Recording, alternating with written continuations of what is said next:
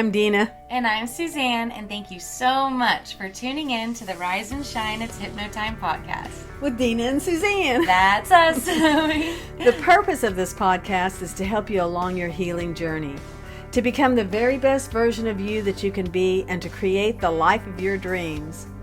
We want to give you the tools you need to succeed through personal stories, guided meditations, hypnosis, NLP, and self-hypnosis techniques, as well as interviews with experts in a variety of healing modalities, from energy workers and spiritual healers to chiropractors, acupuncturists, holistic medicine, and much, much more. Yes, and we also want this podcast to be a place where people can come together, share stories, and be reminded that you're not alone. In fact, the healing journey is a lifelong journey, and we are just so thankful that you're choosing us to be a part of your journey and that we have you to be a part of ours as well. And with that being said, let's start the show. I'm ready when you are. Hey, welcome to Rise and Shine. It's Hypno Time with Deana and Suzanne. And we're really excited to have you on the show, Tom Nicoli or Nicolai? Nicoli. Nicoli. Wrong anyway. Okay. Welcome, Tom Nicoli. We're so honored to have you on the show, Tom Nicoli. And if you don't mind, would you mind just telling us a little bit about yourself and what got you started in hypnosis? Oh my God. A long list. I'll tell you what got me started. So I've been a musician my whole life. I love the stage. I am an admitted ham. I don't have nervousness in front of people. And I had read a book about, it was called Part-Time Riches. It wasn't even a book. It was a 3-ring binder.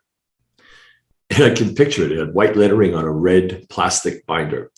And it was called Part-Time Riches. And it began with, you're not successful because of lack of action. You're reading this. It's your mindset. It's how you think. So it gave this visualization exercise, right? I started using it and it had an effect and I went, all right, what's up with this? I realized it was basically what we would refer to as self-hypnosis. So then I started getting curious about it and I thought, you know what? That stage stuff looks awesome. I'm already good on a stage. I think I'm going to go do that. So this was 1999, or actually a little before that. So I look online and I find, and I was in Massachusetts at the time, that there was an instructor in my city. I was just 4 miles out of Boston. And it was an NGH affiliate, not an affiliate, a member, a certified instructor. And so I contacted him and at the time I was married and I said, I'll be back in about 20 minutes. 2 hours later, I come back and I walk in and I go, I'm going to be a hypnotherapist. What the hell is that? I go, you'll see. So when I told him about it, he goes, yeah, I could train you in that, but there's something even better. And it was really like a cartoon, like the light bulb went off over my head. So at that time, I was doing full mouth reconstruction dental technology. I was an implant specialist. I was working 60 hours a week in a lab, and I was working 3-4 nights a week as a musician. And then I decided to start a practice. So I was awake 20 hours a day for about a year. And eventually I transitioned into the practice of Better You Hypnosis. And then a lot of people in the profession can recall that my career blew up in 2003 when I was on Dateline NBC 3 times over a 10-month period. And then I was doing 105 sessions a week, 15 a day, 7 days a week. How did you handle 15 a day? I think about it now and I almost can't believe it. But see, I didn't know anything. I didn't know systems. And this is why I've realized in my career the importance of coaching, being coached and having a mentor. So I didn't know anything. I just knew if you worked, you got paid. I mean, I'm a triple decker kid, like Good Will Hunting, low income Boston. So I thought, well, if you work, you get paid. And I was getting paid pretty well, but I was working to the point where I was just burning myself out. So then I, upscaled and I got a different office. And I mean, my office was 8 feet by 8 feet. It was a storage closet, but I had been bankrupt. So that's all I could afford. It was $100 a month. Wow. And I figured, well, I can hypnotize you in the front seat of the car. So this is big enough. And Dateline filmed in that office. Really? So then, a professional building, and I have a couple of people on staff and an admin. And it went like that for a while. Then I had an office in Mass and then New Hampshire at the same time. Then I closed those down because along the way, I was doing a ton of work online anyway with Skype, back when. I had people in, I don't know, 12 countries and all over the US. So to me, it was a no-brainer when everything ended up going online. I thought, boy, people are finally catching up. So even when I shut my offices down and worked out of my house for a while in New Hampshire, which I left about 2.5 years ago, I was still doing about 70% of the people online. So it went from a storage closet to 105 sessions a week. Then that went on for months. Then I cut back to 90. And now I don't do more than 15 1-hour sessions now because I do high-end coaching. And I still, do straight hypnosis with people who contact me, who reach out, but mainly it's high-end coaching, and it's a whole different ballgame.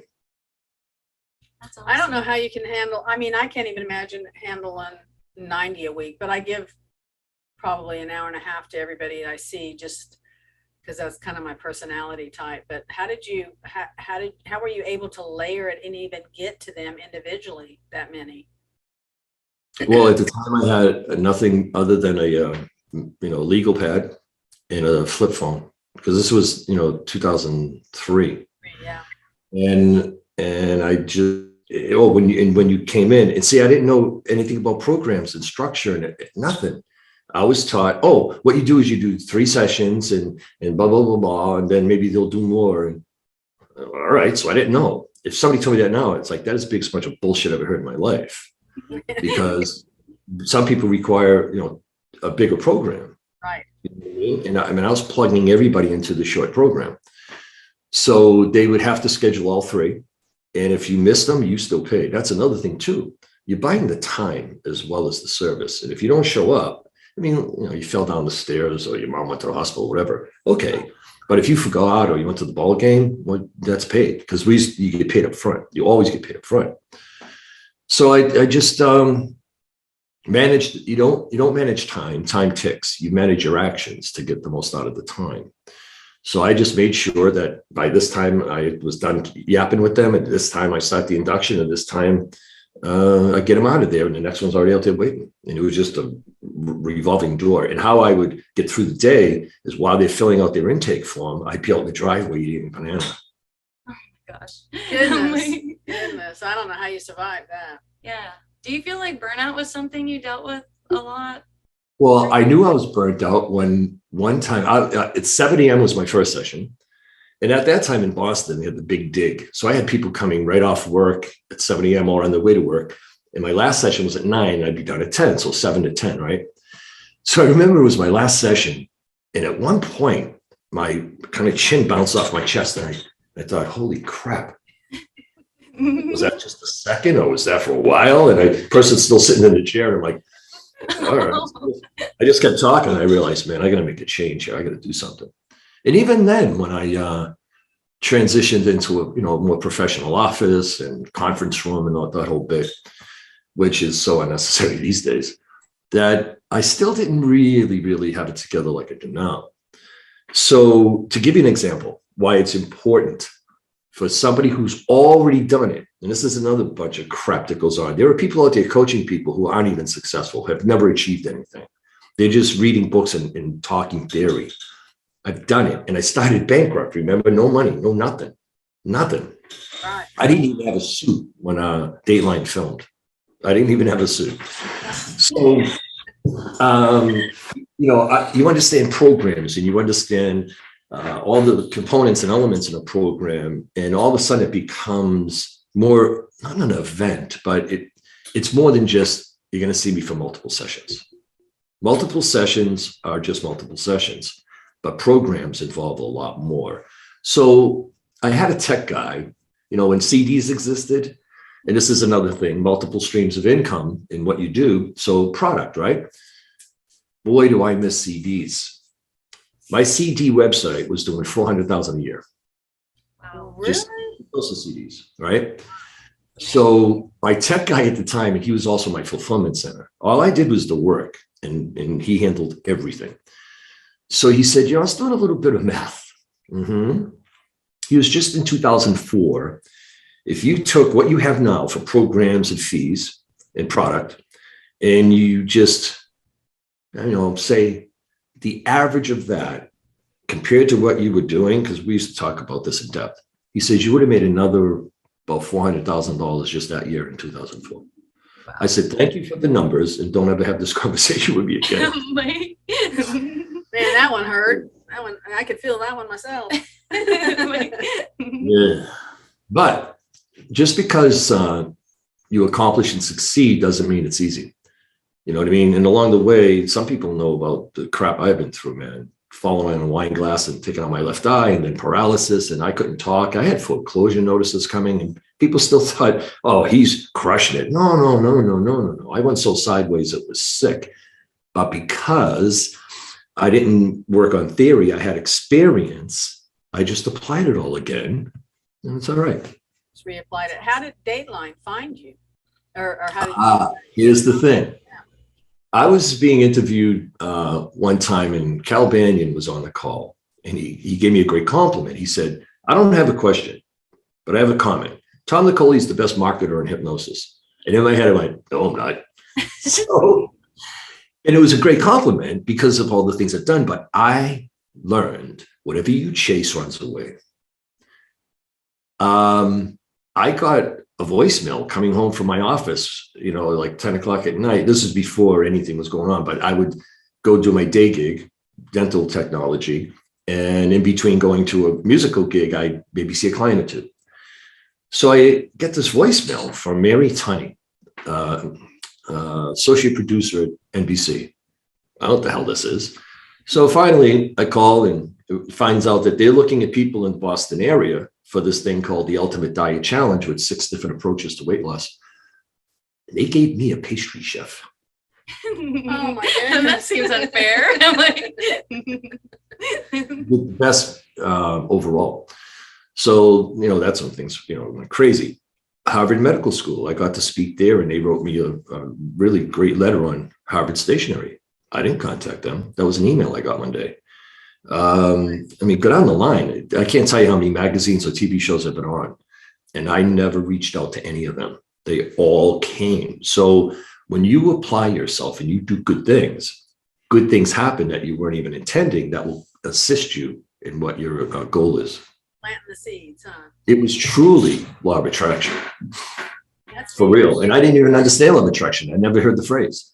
But when I look back at it all, it's like, yeah, that's what all this was. It was me applying myself, me being diligent, me believing.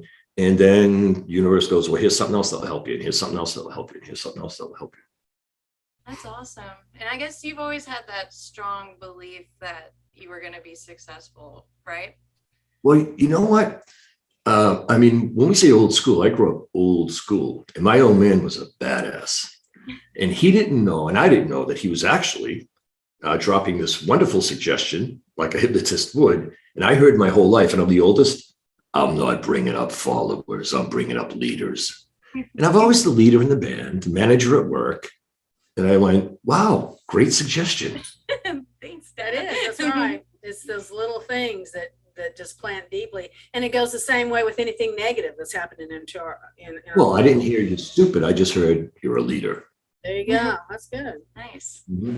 And speaking of beliefs, don't you think it's kind of important for people to maybe challenge their own personal beliefs if they're feeling stuck? You and I have talked before.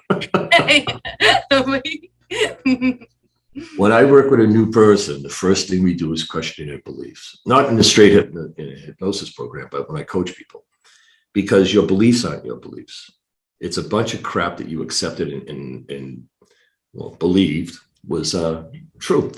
Because here we are, like they say, show me a 7-year-old, I'll show you the adult. And it's true. And I also help people step into the parental role to be the parent of the inner child rather than continuing being the inner child. So I asked them, tell me some of the things you believe about whatever we're addressing. And I'll say, do you really believe that? Or did you hear that? Or somebody told you that and you accepted it? Or was it your belief when you were too young to have any experience to even know better? So back to my old man, right? And I sit and I'll meditate on a bunch of different things. So one time I said to him, hey, so you know what I did today? What's that? I said I was meditating, and you know that you work hard, you put in good day's pay, good day's work, you get a good day's pay. He goes, yeah. I go, well, I appreciate the work ethic, because I can sit in front of a computer and put in 12 hours and realize, oh my God, am I hungry? But I'm applying myself, right? I said, and I've done tar and gravel roofing, and as a redhead, that's not good. Being on a roof in the summer. I've done loading trucks by hand in the hot summer. I mean, I've done all the crappiest jobs you can imagine. Work, you get paid, right?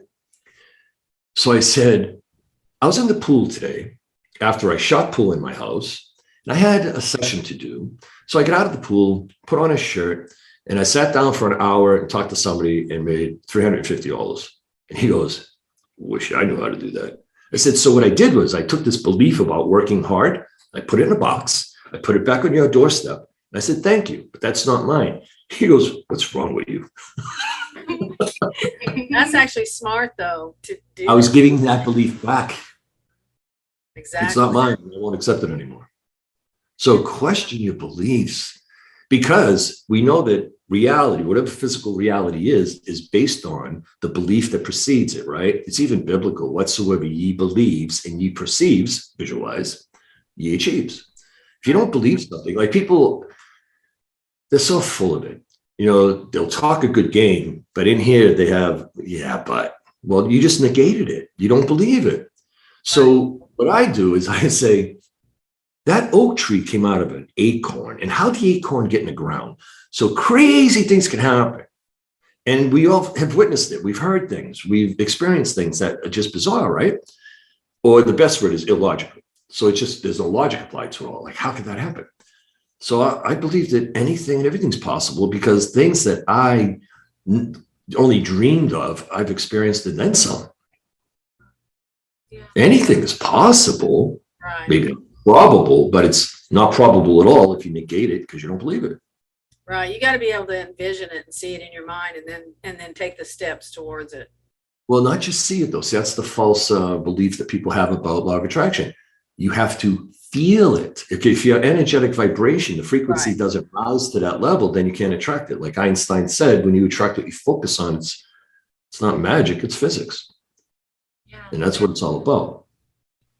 And maybe could you kind of explain the ideas behind like the energy and the frequency for maybe people who might not know what you mean by that? Okay. So people do know common things that mean more than they understand. Like, stay away from that guy over there. Why? You can just feel his vibe. Yeah. And I ask people, what's vibe? They go, I don't know. It's vibration. So if somebody says you can sense, you just feel their vibe, you go, okay, that means vibration. What do you think that means? They're like, well, I don't know. So we are all energetically vibrating at a different frequency, high or low. Like depression is like a depressed economy, or depression in the road. It's low level energy, right? And high level is happiness and joy and love and excitement and all that stuff. You cannot align with something that's at an energetic frequency that you're not at. Right. So it isn't just the picturing it, the imagery of it, because that's like watching a band on TV with no sound. There's no music. So we have to apply the same five senses. Like I have a report that I used to sell, and I used it as a lead magnet, and it's the 6 vital keys that you need to apply when manifesting or when visualizing in order to manifest. So you have to activate all 5 senses as best you can. It's always already happened. And that's the difficult thing that people can't wrap their head around. They can't feel like it's already happened because there's such a disconnect, right?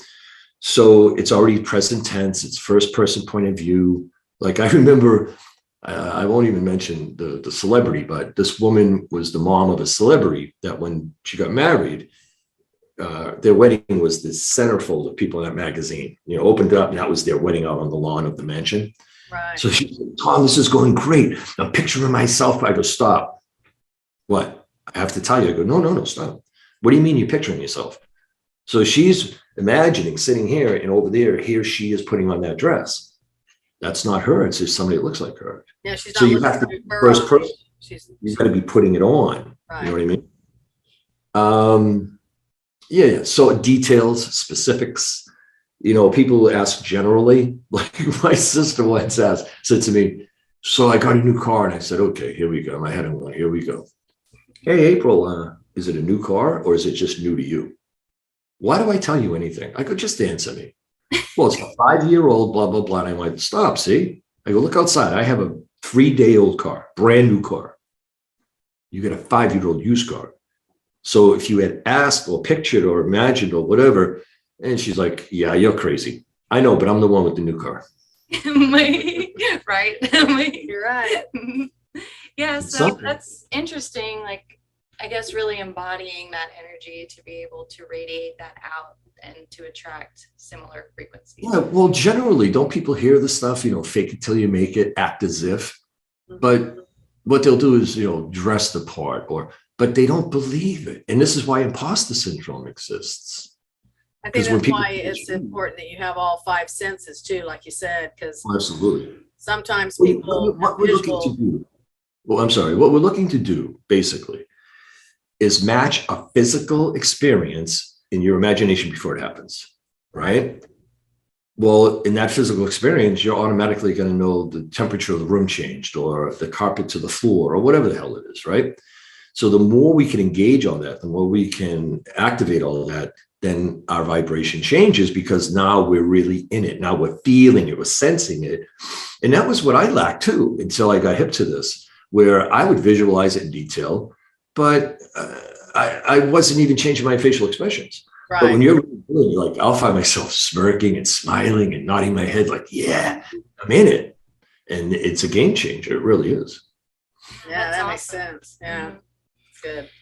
And something, if you've ever read the 4 Agreements, one of them is discussing how important it is to be impeccable with your word. And something I do know about you is your attention to detail when it comes to spoken word and language. And I was wondering if maybe you could elaborate on that a little bit and explain why that's so important. Sure. Congruency in what you do is important. And I've done a lot of presentations, right? And they're all to colleagues or mental health professionals. So when I do a presentation with hypnotists, it's good to show some cartoons in the beginning. And because when you put people in a better frame of mind and they're a little laughing and open, they learn better. So there's a picture of a guy in a top hat and kind of a tux, and it's just a drawing. And he says, your eyes are heavy. In the next one, the guy's eyeballs are like out like a spring. He goes, not that heavy. Hold up. Do you close your eyes? You can't. Not if your eyeballs are hanging out. You close your eyelids to cover your eyes. Right. So you'll never hear me say, close your eyes. It's allow your eyelids to close. Exactly. That's just an example. The little details can make a big difference, huh? Well, yeah. If or when, if I do it or when I do it, big difference, right? So my language is intentional and it's congruent in its specificity. And I'm very aware of how I use it. And when I hear such bad language from hypnotists, it's unbelievable. They'll use don't language. Don't think of a giraffe. Okay.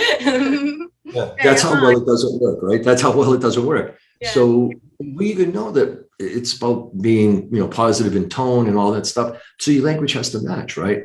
So I reframe a lot of words with my clients. Like when they say diet, I go, being on a diet is the dumbest thing you'll ever do. Plus a diet is whatever you consume a day. You're on a horrible diet, sugar-filled diet, fat-free diet, whatever. So you just want to, have a healthy, eating approach to what you do. Or exercise. People get freaked out about exercise. I go, okay. You ever hear exercise your imagination or exercise, your right to vote or whatever the hell it is?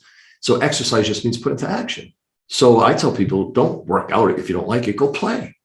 Right. If you're playing hopscotch and hula hooping and you're playing tag like kids would be, you're panting, you're sweating, your muscles are toned. So go find something you enjoy and just exercise your options of how you'll be physically active. So instead of exercise, we say physically active, right? And things like this. And all of a sudden, it just changes the way it's received also. Or your intention is pure, it's accurate. Because when people say to me, well, you know what I mean? Don't do that to me. I only know what you said. Right. I might know what you mean, but if you're clear, then I'll know what you mean. And that makes for more effective communication and relationships. And, yeah. And the thing about it is what one person means is not what the other person hears or interprets anyway. Everybody has different language. So, what you may have said, I may not even see it the same way. And that's why clarifying is really important. Big time. Yeah. Well, you just asked them to, say back to what. So what do you think I mean by that? Or what are your thoughts on what I just said? And then you're like, okay, I understand that, but here's what I really was referring to. And see how I took away, I didn't say, here's what I mean, here's what I was referring to. Right. Here's what I was expressing. Yeah, this is what I'm trying to say. Did you understand? I'm not trying to say anything, I'm saying it. Right, there you go. See? That's another word. That's another word we take off the table. Because try is a pacifying word. People are like, but I've really tried for 20 years, Tom. I've killed myself trying to lose this weight. I go, so you haven't done it yet, right? But I tried. I go, so you feel great about yourself then? And you're not dead, so you weren't killing yourself doing it. But it's a pacifier. It's a pacifier. Well, you don't understand, but I tried. But you're still in the same shit place you were before. Yeah. So try, is applicable at times, but it's overused and misused so often. Either you do it or you don't. It also kind of indicates that you're not accomplishing what you want to, or you didn't. I tried. It leaves that open, negative space that I tried, but I couldn't do it. Well, what happens, right? A person usually doesn't understand the options when it comes to behavior change and personal achievements, right? So they run out of options and they're left with, well, but I tried. But none of that stuff works for me, but I tried. And now they're just stuck. And we come in and it's like the Calvary. So say somebody says that to you, I tried, how would you redirect them, or how would you invoke, a different behavior or a different mindset or a different, goal? Well, it's an opportunity to gather information as to what have you tried?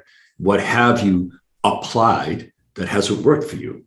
And then it's always, chunk it all down to the bottom here. It's always the individual,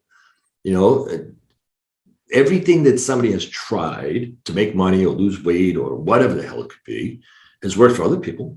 These approaches or ways of going about something that are out there aren't out there because they don't work at all.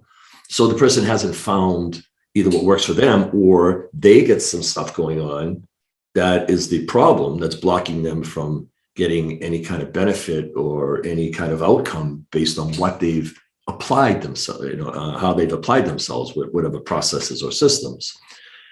Every problem and every solution is in the mirror. I was a Michael Jackson fan when it was the Jackson 5. I even played some Jackson 5 songs, but I was never really a Michael Jackson fan of him being a genius and all this stuff. I mean, Michael Jackson.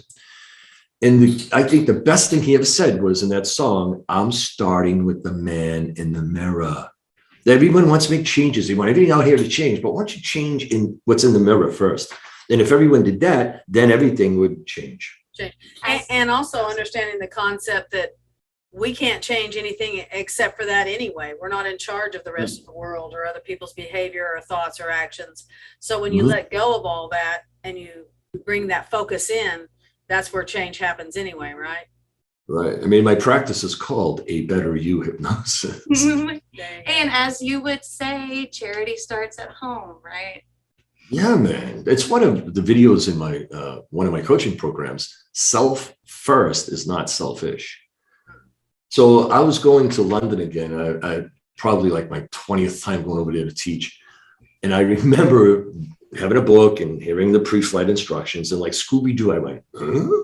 Like the first time I ever heard, if the oxygen mask falls, put yours on first. And I went, my clients don't put their mask on at all. And that's when you become a martyr. So you can't write checks on an empty account, blah, blah, blah, blah, blah, right? Self first is self-care. Self first is your ultimate responsibility. If you do not treat self first, then you're doing everything wrong, or you're going about it in a wrong manner. Once you're good, then everything else is better. So when mom says, what about me? Well, you're the mom. Take some time. Go have a hot bath or go get a massage. I mean, God almighty. It's working. So my attitude is, I wish everybody the best. I really do. You just go work it out over there, not in my space. Yeah, So I think I've used that example too. Is it's not selfish when you say become the best version of you, work on yourself, focus on yourself. It's not meant to be selfish, but it is important to understand that the better you are, the better you are for everybody around you too. That's right. That's what allows you to kind of expand, your energy or your mindset or your helpfulness or whatever you've got inside of you. The better you are for everybody around you. Mm-hmm. So that's good. Yeah. And it's So much it's like easier. this too. When people go, you're so selfish, Deana, and you go, okay, why? Oh, because you won't, go here and you won't come do this. And you go, oh, so if I do what you want, I'm not selfish. Who's freaking selfish? Right. Yeah. Very good. 100%. And again, it's language, understanding just the language of it, because you can have that conversation, make that quick little switch, and it changes the whole perspective. Right. Yeah.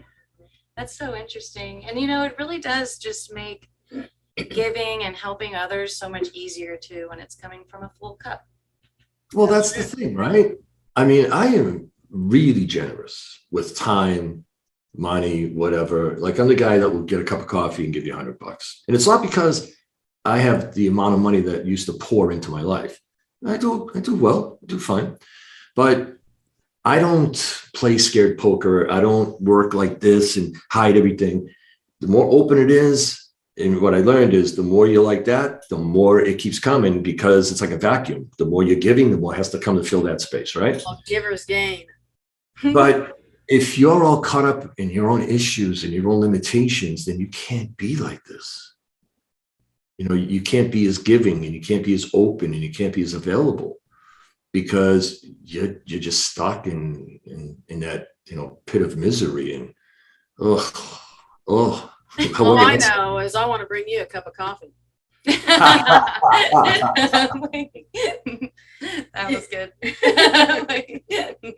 And it's not just that, it's time too. Like Matt Sison and Jesus, who was the other guy from Utah? We were talking, this is, I don't know, before 2010, I guess, I think. So I was in Vegas teaching at the Solid Gold, and they came and we had dinner. They wanted to pick my brain about some stuff. And I was like, yeah, I'll share anything you want, man. You don't have to always pay me. So we left the Tuscan and we went up to the Strip, and Matt had reminded me of this months later. He was interviewing me, so something. And he goes, dude, you're the guy that sat with a homeless dude, actually asking him real questions, like giving him time. It's like, well, yeah, not when I grew up, you were a bum. People in the street were a bum. They're alcoholic or whatever. There were people who, right, like just like us, who were just like 2 months away from being homeless, if things don't go right. So I was just inquisitive. I was curious. And I just sat with the guy and gave him time. And what I learned, and I do this, kind of often when I'm traveling, I'm in cities or whatever, is that alone changes the person's day, because people treat them like crap. They walk by them, ignore them. And you'd be shocked at some of the people you talk to and what they've done and who they've been. And you're like, my God, and you're on the streets? Yep. So I was like, well, Matt, I was being giving. I was just doing kind of what I do. It's just the way it is now. It's how kind of in my makeup, And everyone should be doing stuff like this. We all should be kind and a little compassionate, and giving and understanding. I mean, come on, man. And you don't have to have any money to do that. Yeah, you create the energy around you, by how you communicate and by what you give. And you're right. It doesn't cost anything to just listen and to be sincere, to truly want to know what somebody feels or does or is. Well, it's giving somebody a little respect, isn't it? When you actually will sit and not like, ooh, get away from me. Like, geez, man. Have you been watching that series, The Chosen, at all? I don't watch TV. Oh, okay. Well, it's about the life of Christ or anything, or and it's about the Gospels and everything, and it's one of the most impressive ones that I've ever watched on him because it really pulls you in energy wise, and it's almost like it represents his personality trait, his mindset, and his energy, which is a Who's lot. Who's he? Jesus. Oh, okay. I just want to be sure I knew During right. The Chosen. Yeah. No, but it's kind of neat because it reminds me of this, the way he might approach somebody, and he's very careful with his language, and he does it knowing exactly what he wants to accomplish, but it's very soft, and it's not, it's just so neat to watch. And there's been several times that it's brought tears to my eyes to see him openly, like, put his arms around a leper, and gently just whisper, in his ear, and it's, you're healed, it's gonna be okay, or whatever. But you really feel it. It's a good production. It's on Amazon. Cool. But that's what it kind of reminded me of, the way he would open his arms, and not, if anybody had the right to stand back and not, want to touch somebody who's dirty or unclean or evil or whatever, it would have been him. And he had so much unconditional love, just completely open, just looking at every one of us differently than what we do with each other. So well, you know what, there's something to be said there about a practitioner, about a hypnotist, hypnotherapist, consulting hypnotist, whatever you want to go by. I believe we have the ability to judge just to see what we'll do with it. Okay. So we're not to judge. And I've also learned, having as many clients as I've had, from 5 years old to 91 years old in 50 countries, that I've learned that many of the people who walk in and sit across from me, they're way smarter, way more experienced. They've done way more things. And you never know, right? And it's usually the person you never expect too. It's the one you would just never expect. So you have mountains of confidence, an equal amount of humility, and some empathy and compassion.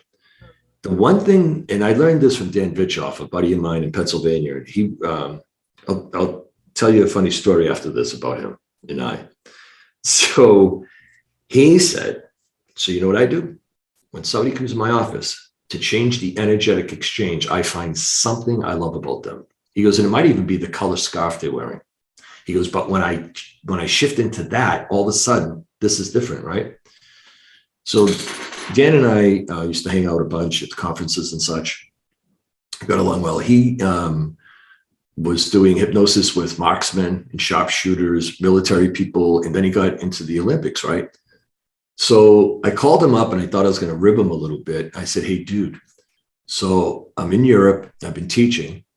And I had breakfast in Copenhagen, lunch in Heathrow, and I ended up having dinner in New Hampshire.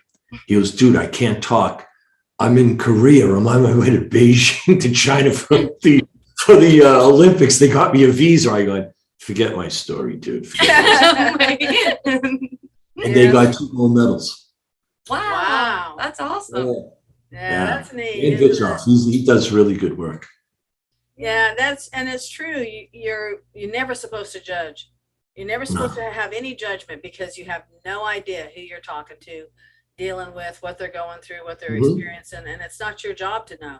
Just like you said, we need to work on ourselves. They need to work on themselves. So it's just giving them the tools to make the changes within themselves that they need to make, right?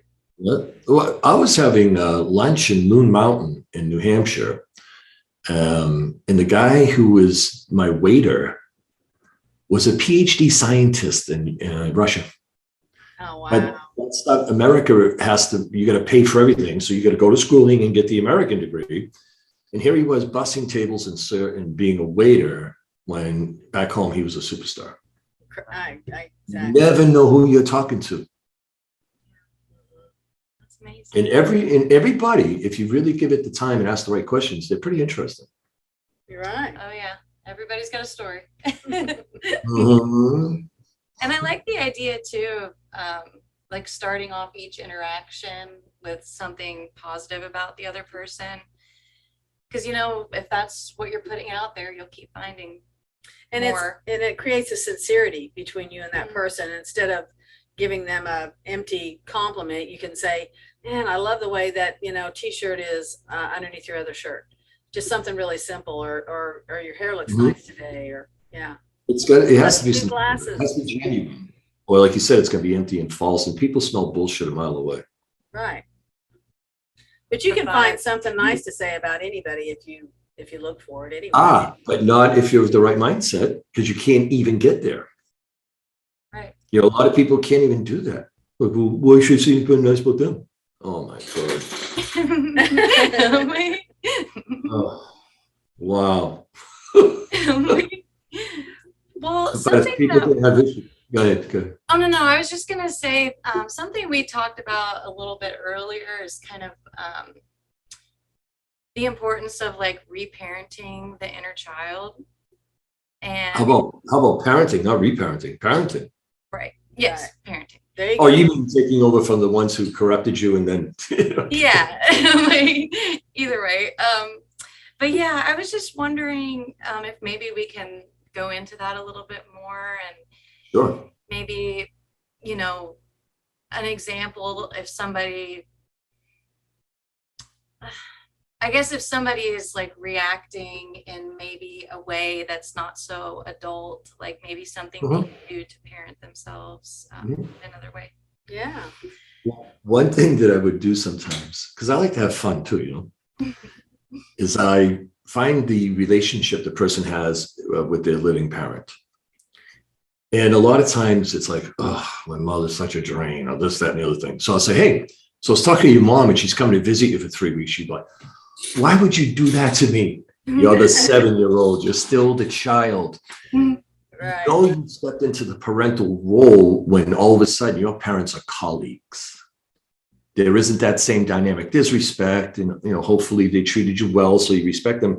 You don't have to, you know, they don't treat you well. You can dismiss them. You don't have to be around them. That's another thing. There's no false obligation here. So I first make it more trivial, more simple when I say, let me ask you this. I don't even want to go into the metaphysics and what I believe and how we have spiritual contracts. And there was a contract that you agreed upon that your parents would get you here. Why is it called a delivery? The milkman delivers milk and the UPS man delivers packages. It's a delivery in a delivery room, because that's what the mom is, the portal. And I'm not taking anything away from the ladies who do what they do, because I watched my son being born and it was fucking crazy. Like, oh my God, how does that happen? Yeah, that's pretty phenomenal. So it's like, it's a delivery. Your parents did what they were supposed to do that you agreed upon ahead of time, and they delivered you the planet.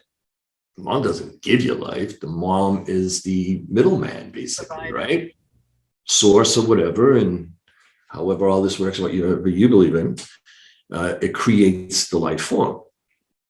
Now, once you're delivered, it can go anyway. If they were nice, great. They're not always. Sometimes they even leave you on a doorstep or whatever, right? So I have them start there and then say, now, once you get to a certain age, you stopped being parented. Like when you were 11 in your room, nobody's telling you what to do. When you were outside, you were doing things they don't even know about. And it went on and on and on and on until even before you moved out. I said, so it gets to a point where you need to now step into the adult parental role of self. And this is where you remove blame and all this other shit, right? Excuse me. So it's like, once my old man, and I'm telling you, he was a badass, a really tough guy. And they were at my house in New Hampshire, we're sitting around. He said something. I said, yeah, that doesn't fly anymore.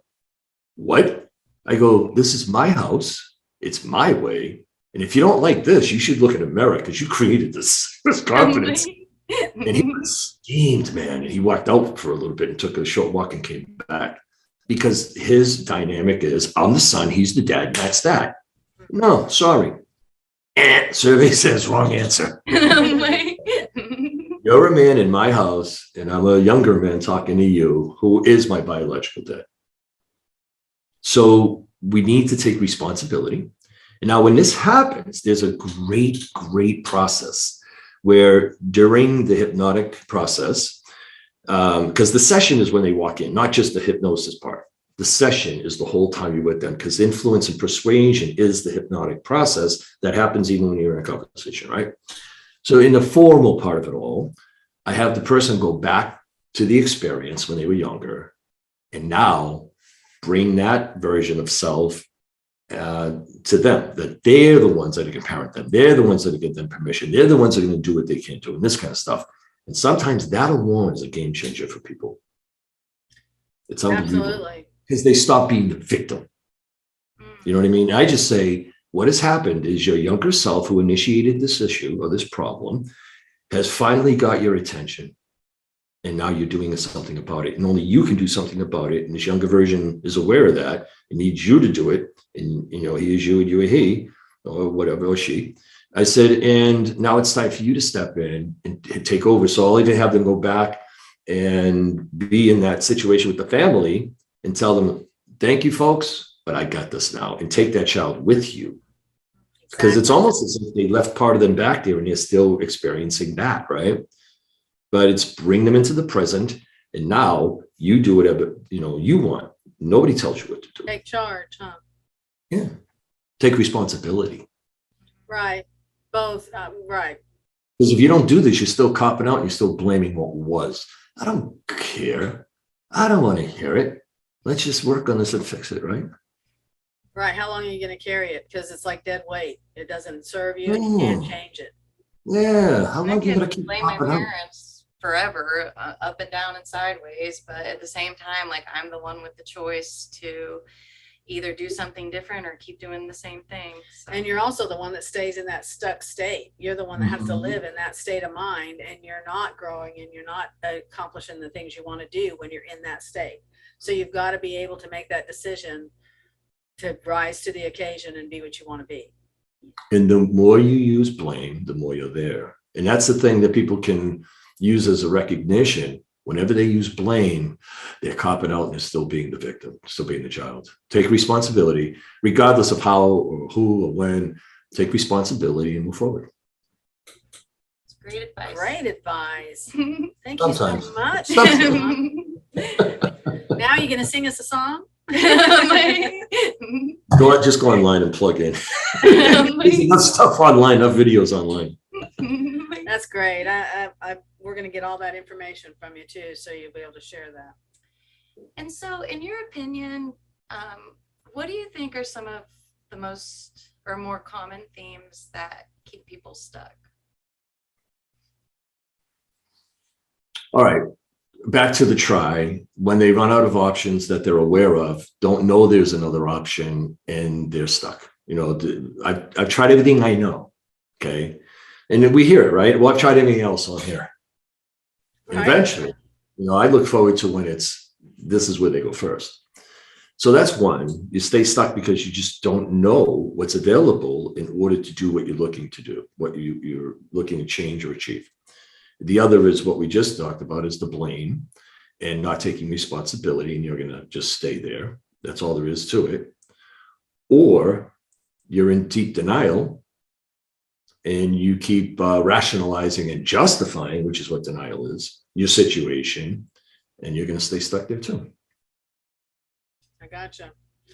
Yeah, I was right behind you about 5 years. The first time I went to the NGH in Massachusetts was 2008, and I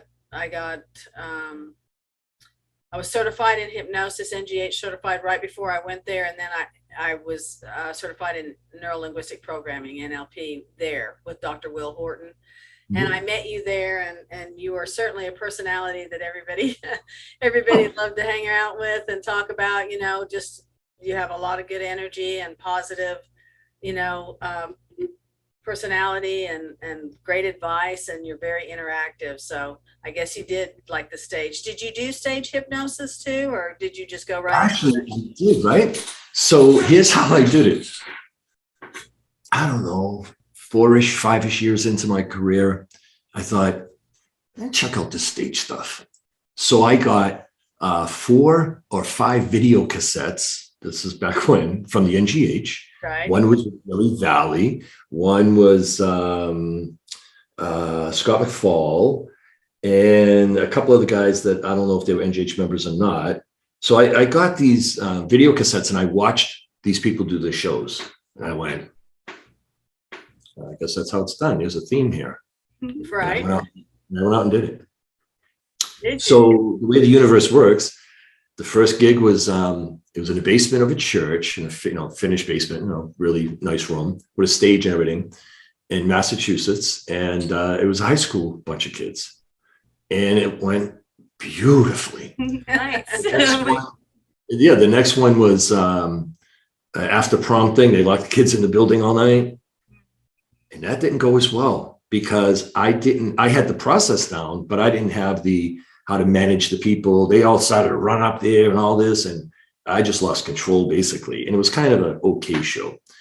And then I didn't do another show. And again, I never took a training or whatever. I just watched these video cassettes and said, oh, that's how it's done, I guess. Okay. So then about, say, fast forward now 10 years after that, and Reverend William Mitchell, who I've actually coached a bunch in the past, and I went down to Heartland Hypnosis Conference and spoke, and he said, look, he has all these high school graduation hypnosis shows, all really clean.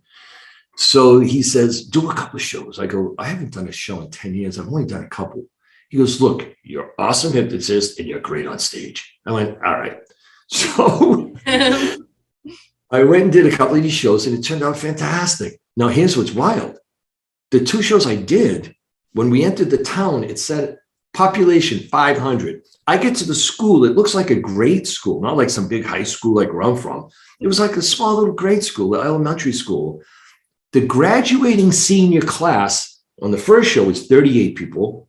Yeah. The second show was 36 people, 36 kids, seniors graduating school. Wow. That was the whole class. Mine was, I don't know how many hundreds, right? Yeah. And it just went really, really well. It was cool. So I actually urge people who are clinicians to actually dabble in stage hypnosis because it changes your whole approach and how you go about the process. Right. And it ups your confidence game. It also encourages some quick inductions, some immediate inductions instead of going through the progressive relaxation. And well, the truth is, even in any rapid induction, there is no instantaneous. There's always longer than you think because there's the prep of sit, look, breathe, right. Blah, blah, blah. That's all part of it. That's all part of the induction. Right. Inducing, leading into, So even when people do call it, street hypnosis, and they go, okay, so it's always, here's what's going to happen, what will, right? The expectation. And then they tell them this, they tell them that, they do this, they do that, blah, blah, blah. So it's not just, hey, how you doing? Boom. Right.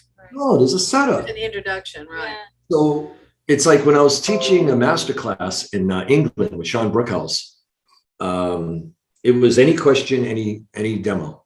Just, okay, all day, let's do this. And they asked about rapid induction. So we gave different examples. And one was, here, sit here, look at me, blah, blah, blah, pull their arm, drop them, right? And then the other, I said, now here's how rapid means rapid. Rapid doesn't mean shock and awe and all that. So I just leaned back, crossed my legs, just talked to this person, and they start to drop. That's 2 minutes. That's rapid. Yeah, it is. So it isn't always shock and awe. No.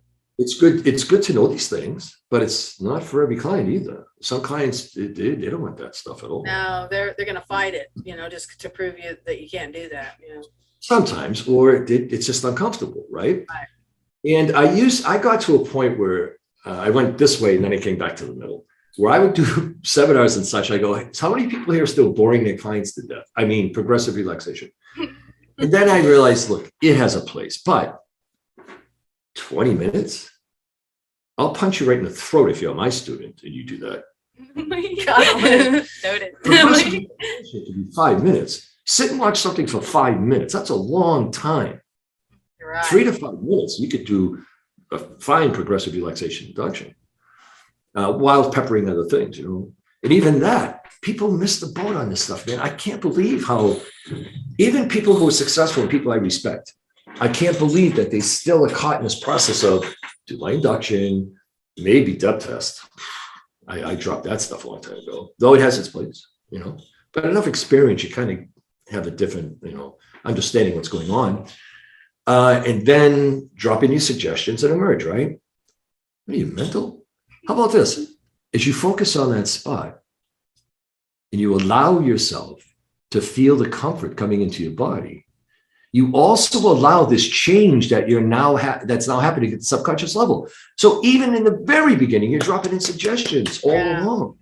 So I don't make a soup by putting in one ingredient and then next ingredient. Take it all and put it in there. I like it. Very good. Yeah. Are you interested in giving like a little example of an induction and give us some words of encouragement that we can make this podcast and this business the best we ever have? My God, it could be 1,000 different ways to do this. So just as an example and how I would pepper in suggestion with induction, and the whole, we know that there's debate about deepening and all this stuff, but what it really just means is slower. It ain't deeper. It's not deeper. It's slower cycles per second in the brain, right? So brain cycles per second is such where in alpha, they're faster. In beta, they're faster. Alpha, they're slower. In beta, they're slower. So we could go slower still instead of deeper, right? Right. And again, McGill even said it once. We were in Vegas and he was just talking. Now, see, here's the thing. Orman, he didn't grab your arm and yank you out of the chair. He would be very gentle with that stuff. But he would just sit there. And I watched him talk to this girl, and she fell out of a chair. And everyone's like, holy shit, what the hell was that? And he looked, he went, back in the chair, and he goes, did you like that? Will you be doing that again? I need to know. Nobody knew what the hell he said. But see, all he did was just use proper language with her, and she just tranced out. Now, the thing is, whenever you're doing a session and somebody's in a chair like that at a demo, I always precede it with, I want you to put your seatbelt on. And even if you imagine it, you believe you're belted in, right? You'll always be firm and secure in your chair. That's a good idea. So, let's just say, give me something somebody would be coming for. Confidence. All right, confidence. So they're sitting there. Let's say you're just going to do some general kind of progressive relaxation. We'll just make this easy for everybody. So I'd say now, as you allow yourself, and see, these are key words, right? Phrases, allow. That's one. As you allow yourself now to simply focus on a spot, and maybe it's where the ceiling meets the wall. And as they come together, you can keep your focus there as I count from 1 to 5. By the time I count to 5, your eyelids get heavy and need to close, want to close. Now watch your client. Every time their eyelids flutter or flicker, I say, and each time your eyelids flutter or flicker, it's a sign your eyelids are trying to close, want to close, need to close, to cover your eyes, to give you this privacy, this internal interaction between you and the confident you that's been blocked. For even as a child, you were so confident you believed you could do anything. And adults had to remind you that that could be dangerous. But now you're experienced enough to know that you can allow yourself to simply feel that comfort as you drift into a newfound confidence that was always there. And then I would just count the numbers. Now, by the time they close their eyelids, it's before 5. If they don't, on 4, I say, and on your next breath, as you exhale, allow your eyelids to close. That's right. And now that they're closed, and anytime they close, now that they're closed, allow them to remain closed as you hear my voice until I ask you to open them again. You're going to find that what can feel new is what you always knew, especially when you were new, though it can feel new again. And when you were new, it wasn't something you had to learn, to imagine, to allow, and to be confident, to have a sense of yourself and whatever I would, go on about self-esteem. And then I would continue with peppering in whatever the part of the induction would be of golden light, or just every breath, this peace coming through the muscles of your body, and reminding them you're not doing anything different than what your body does naturally, as you allow it to simply give you the time and space to allow yourself to imagine whatever it is that's right for you. And then you go through the process of head to toe or feet up, and it doesn't matter either way. I'm sorry, I just fell out. She didn't put her seatbelt on. Yeah. Some people think, well, you start at the head and you work down. Other people say, well, you start at the bottom and work up because your feet are already heavy and relaxed. And the same thing with counting. I ask, people all the time, is it better to count from 10 down or 1 to 10? And you're like, well, 10 down. All right. How about the brain knows 10 times better, 10 times stronger?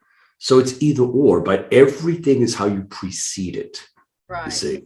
How you So you mean? it would be, as I say these numbers, not even count, as I say these numbers, it gives your mind the time to allow yourself to do what needs to be done, blah, blah, blah.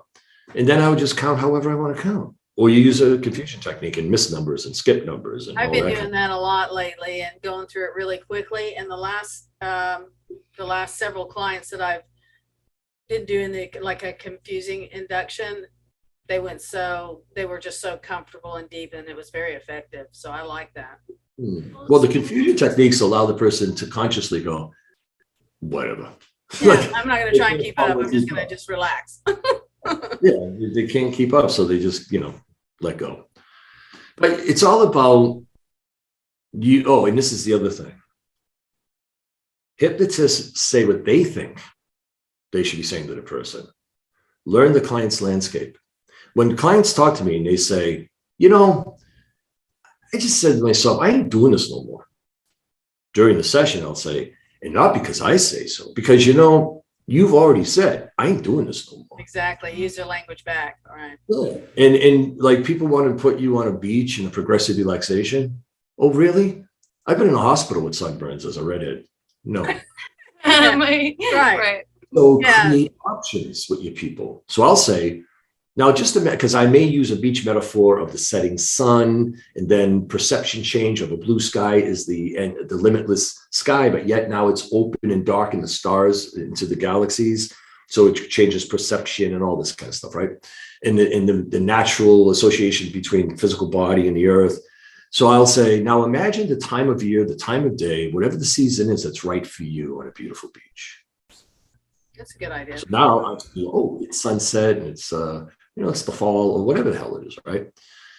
Or if no matter what it is you're doing, give options. And you never know, right? That I usually ask, if I'm going to try and take them someplace that's comfortable, what would be a If you're gonna what? If you're gonna what?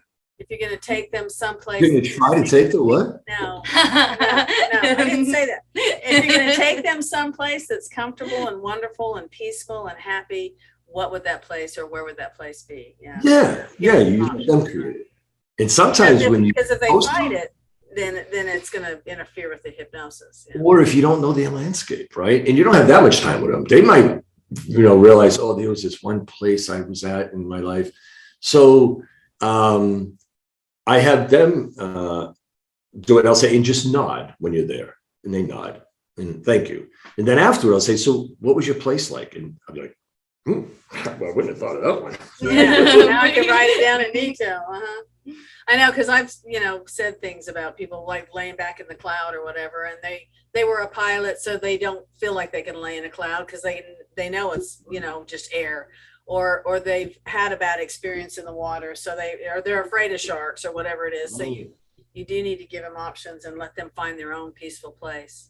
Use their language. That's great stuff. Yeah. And something I've found interesting that we have talked about before too is how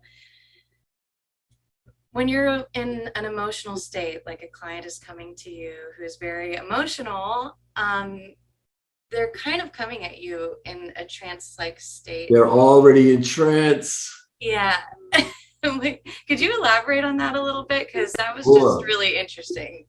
Sure.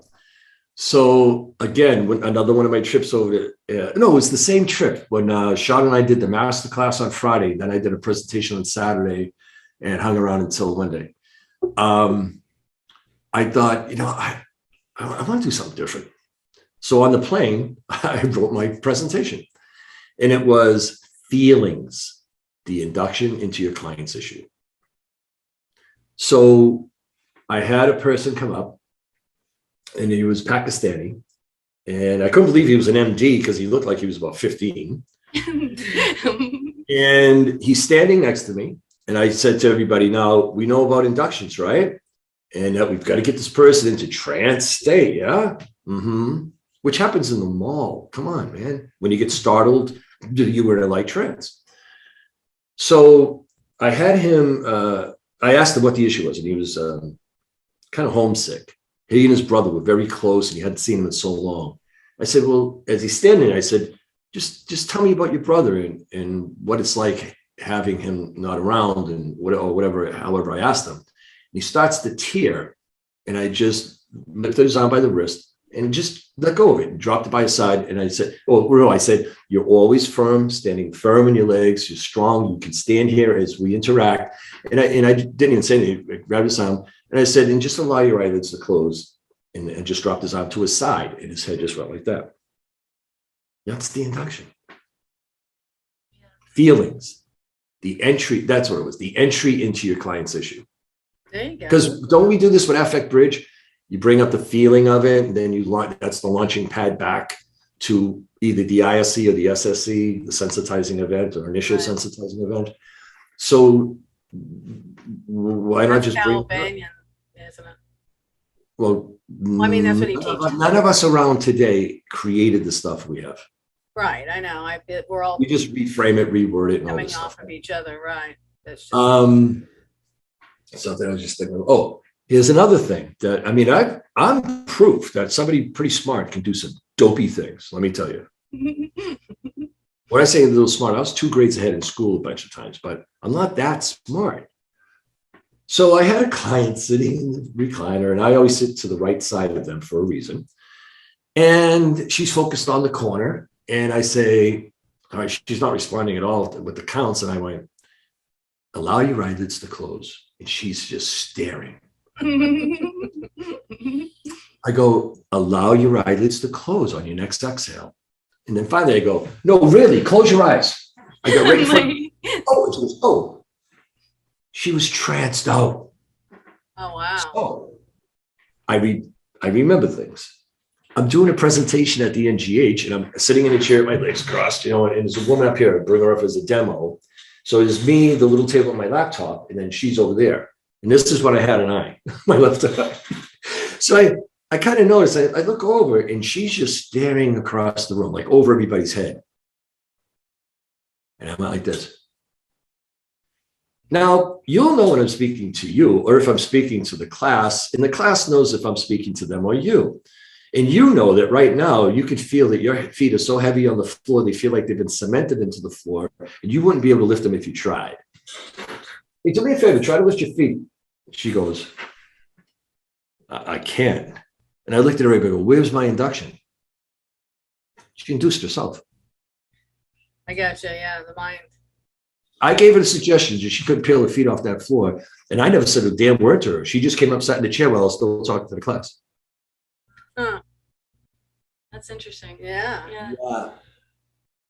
That's why they call it a phenomena. There's all sorts of stuff that can take. And any hypnotist that takes themselves that seriously, they need to check themselves. Let me give you another example of how we're not that important. Ready? So another TV station comes and covers my practice, and it was Fox News this time in Boston. And however it went, they set it up where they found me the person, and it was like, I'm a watered down Italian-American, right? This guy was soprano Italian, the guys I grew up with. So he comes in and does the session, and he owned a restaurant. He and his brother owned an Italian restaurant. Now, I didn't see the interview. So that night on Fox News, they show him, Peter, and he goes, yeah, hey, my doctor wants me to be 185. I'd rather be dead than 185. And I got this guy.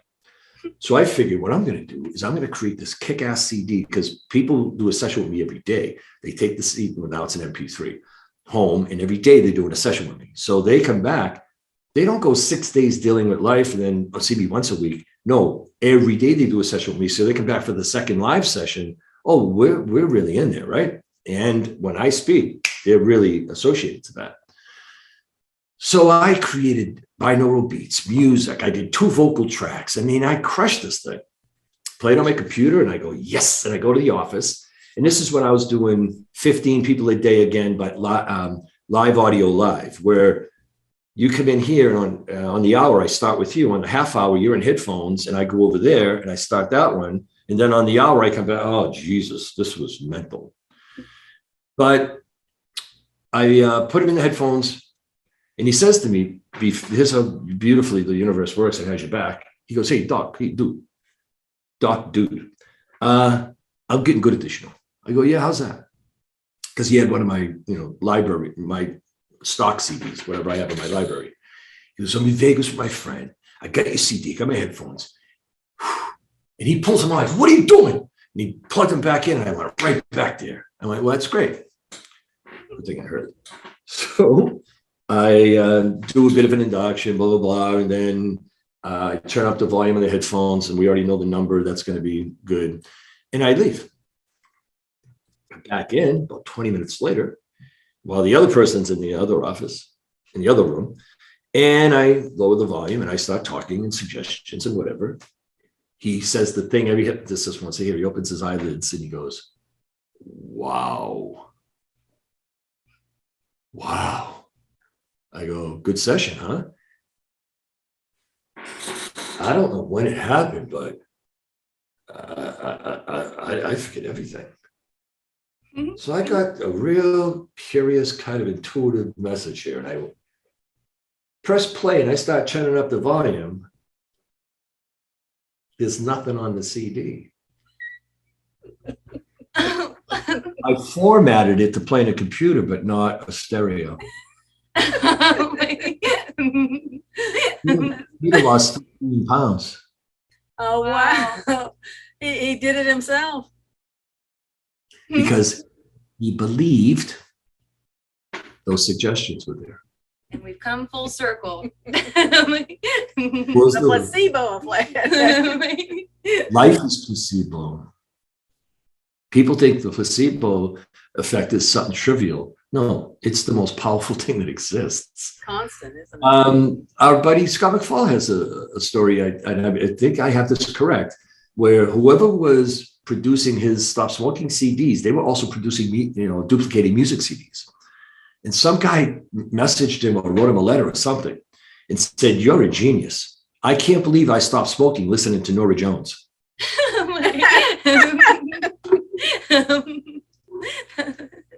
That's great. That's funny. Yep. That'll be $99.95. That's great. Imagine this stuff, though. So it's still curious to me, 23 years later.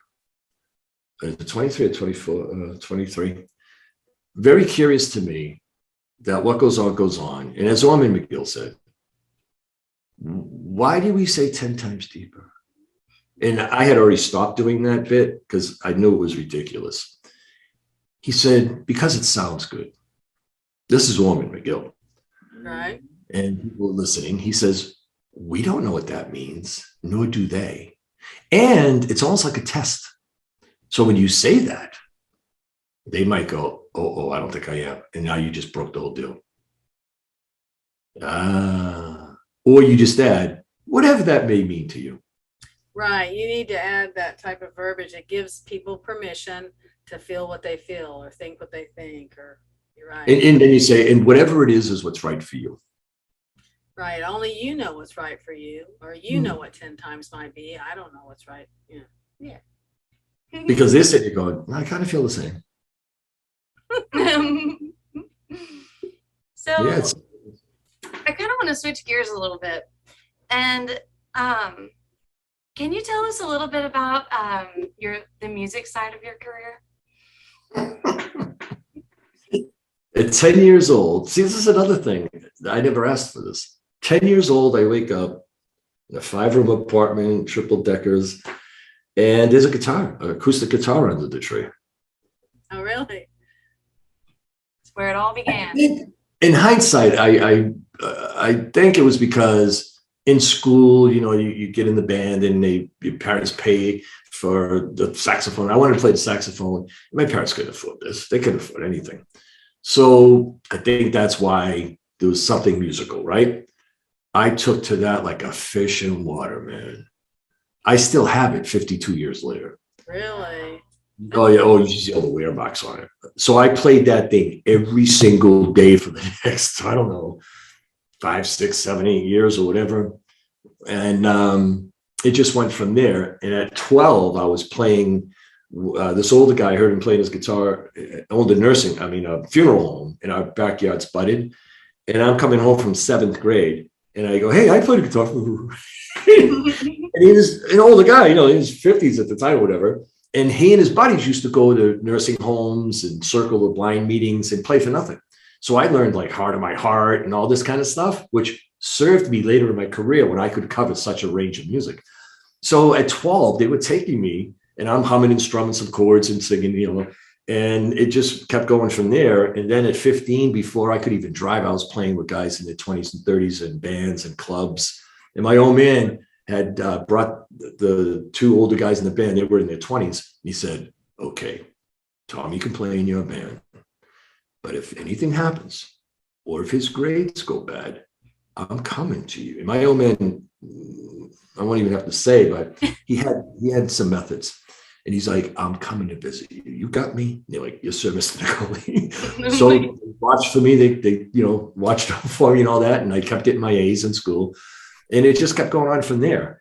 And then at 23, I was, you can see this on YouTube, a band called Armed Forces. You type in Tom Nicoli, Armed Forces, and you'll see the album we did, American Records. So I did that, and I did the whole rock star thing. And then I got to a point where at 26 or so, I was like, well, either I get back into life or I'm going to be the old dude in the band. So I got back into life, and I just always had a band, or I was playing music. And still I play, 2-3 nights a week. That's awesome. That's nice.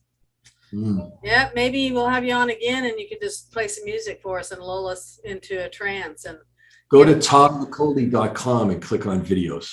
okay, Tom Nicoli. And since you bring that up, how can people get a hold of you if they want to work with you? A Better You Hypnosis is the long way to type it in, but the URL is Prosper USA, PROSPERUSA.com. And my coaching site is mastervisionary.com to get people to tap back into the master visionary we were all born as. There you go. That's awesome. That's great. Yeah. Well, I have had such a fun conversation that's been so insightful as always. And what we like to do around this time is ask our guests some fast, fun facts so our listeners can get to know you on a little different level. Sure. All right. So are you an early bird or a night owl? Yeah, well, I could have guessed that. since I've been playing out again regularly, it's night owl. I go to bed about 2 o'clock. I'll say, look, only cokeheads are still up. Go to bed. Plus, my schedule's whatever I want. So, Right. It depends. So it's more night owl. Yeah. Do you know your zodiac sign? Virgo, Libra, cusp. Wow. September 23rd. September what? 23rd. Oh my gosh, my brother's September 23rd, my cousin's September 23rd, my ex-husband's September 23rd, and an old boyfriend's September 23rd. And those are just the ones I can name quick. My son is September 23rd. Really? Oh yeah, that is so wild. Wow. I I didn't know that was on the cusp, but I guess so, 23rd. Yeah. Libra, what is that? What? Virgo, Libra. Wow. That's interesting. Yeah, so cool. So this might be a tough question for you since you're a music man, but if there's one song that can get you No hyped such up. thing. No such thing. It depends Okay, on give me like maybe three options of songs that get you hyped up no matter when and where you listen to. hype. It depends on it could be, Jesus Christ, it could be an AC/DC song. It could be a George Benson song. Motown, love Motown. I love Motown. Yeah, see, I don't have like favorite food. It depends, like, all right, lobster, favorite food, but after a while I'm like, oh, I need something else. Can't keep eating lobster. Right. I don't have this is what I like. This is what I like. This is what I like. I love so much, man. And it depends on where you're at, who you're with, and how you feel. I'm the same way. People ask me my favorite color or number or food or song, and really it's hard for me to think of one unless I'm in the moment and one comes on and I'm like, oh, I love this song. So I get it. I get that. Yeah. Let me think. So what's lighting you up and exciting you the most in life right now? This is something that an intuitive once said to me. And she said something, and I went, yeah, whatever. She goes, it's been a long time since you've had your cork popped, huh? Meaning, holy Jesus, holy shit, look at this. It's like, there isn't, maybe because it takes a lot, I don't know. But I can't tell you the last time I was like out of my thoughts, excited, or, oh my God, I'm so distracted, because like when you fall in love, those kind of, like, oh my God. Just love everything, man. I just dig my life. Even last night, I was sitting out on the front here. It's a 900-foot driveway. I'm looking over this tremendous lawn with the pond and the fountain and the gazebo. And I'm just sitting, I go, man, my life is awesome. Thank you, thank you, thank you. And that's just where I'm usually at, in that kind of. That's good. That's a good place to be, though, to always have gratitude and just always be happy with what you got. It is a choice, isn't it? Happiness. Oh, hell yeah. And if our listeners could walk away with one nugget of wisdom from today's conversation, what would you want that to be? Could be what we already said, right? Question your beliefs. Well, I posted this last night when I got in for my gig. Stop looking at the cost of time and effort to, however I wrote it, to achieve a goal, personal goal. Instead, focus on the value of achieving that goal, and it will be a game changer. Good job. Yeah, that's awesome. Also, the other thing is this: when people go, well, I have to. What's wrong with you? You don't have to do anything but breathe. Won't pay taxes. They caught Al Capone. Right. So you don't have to do a damn thing. Go, I have to go to work. No, you don't. Well, I got to pay my bills. No, you don't. When you change have to I choose to, you change the whole energetic approach. So I choose to go to work, and here's the reasons why. And I choose to do this interview, and I choose to whatever. I don't have to. I don't have to put out one piece of content, but I like the results when I get new clients, so I choose to. And whatever you choose to do, you'd have to be some kind of special stupid to be all uptight about what you're choosing to do. Right. You chose it. There's the importance of language again, too. Yep. Yeah. Full circle. Well, thank you so much for today's conversation. It truly meant a lot, and we're honored and grateful to have you on the show. Yeah, we're looking forward to seeing you. You'll be at Hypno Thoughts Live, won't you? The 10th anniversary. I'll be at Hypno Thoughts, and then a week or two later at NGH.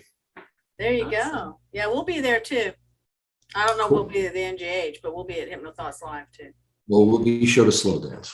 There we go. Sounds good. Well, thank you so much, and hopefully we can do this again sometime soon. Anytime you want. Great. Thanks. Thank you. Bye-bye. Thank you so much for tuning in to this episode of the Rise and Shine It's Hypno Time podcast. If you found some value in this episode and enjoyed it, please consider liking, subscribing, and giving us a 5-star review. Most people may not know that interacting with our content and our channel helps us to continue the work we're doing and reach more people. And we just want to thank you again from the bottom of our hearts for being such a loyal listener. And don't forget to tune in next week and every Tuesday for the latest episode of the Rise and Shine It's Hypno Time podcast with Deana and Suzanne. See you next week.